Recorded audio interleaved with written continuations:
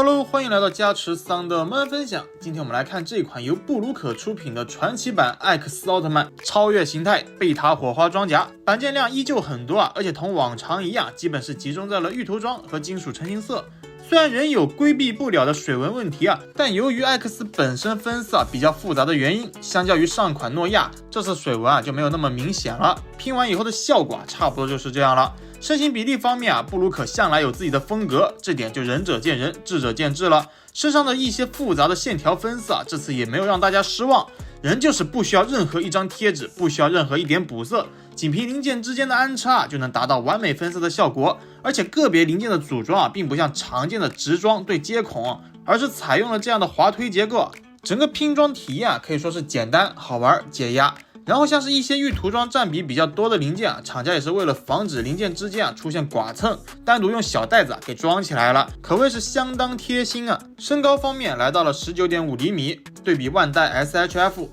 对比奇妙积木哥莫拉。配件方面可以说是相当丰富了，除去超越形态下的头标武器以外还附带了贝塔火花装甲以及贝塔火花圣剑。首先就是这个头标了，不用插拔替换，底部这个小尖剑可以直接拉出来。贝塔火花圣剑则需要通过一些插拔来进行剑与弓箭之间的替换，只不过这个造型个人感觉更贴近弹弓多一些。算了，弹弓也是弓嘛。替换手型方面也是密密麻麻给了一袋不过基本集中在常态与装甲形态下所使用的开掌手与握持手，这边就不详细展开进行介绍了。装甲的替换相较于 SHF 反而还简单了些，胸甲的位置不用拆卸，直接前胸贴后背装上去，再安装下锁定的零件就可以了。这里下面履带部分的背扣也是有区分左右的，各位安装的时候还需要注意一下。其余四肢部分装甲的安装也就和 SHF 一样了，零件和零件之间的扣合基本不用使什么力，整个过程谈不上解压，但也绝对轻松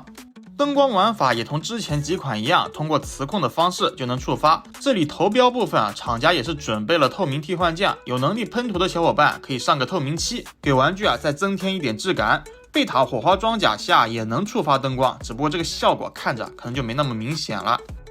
可动部分，头部上抬下低没有什么干涉，腰部前倾后仰的幅度就比较一般了。手臂平抬，腿部前踢、侧踢、后踢都较为不错，屈膝屈肘也算比较理想。在换上装甲之后呢，对可动性并没有造成太大干涉，比较明显就是手臂的平抬对比常态下就只能达到90度了。刚刚忘记说了，一圈把玩下来，最让我意外的还是玩具组好后的一体性以及关节紧实度，可以说是完全脱离了拼装模型的范畴详情请看 VCR。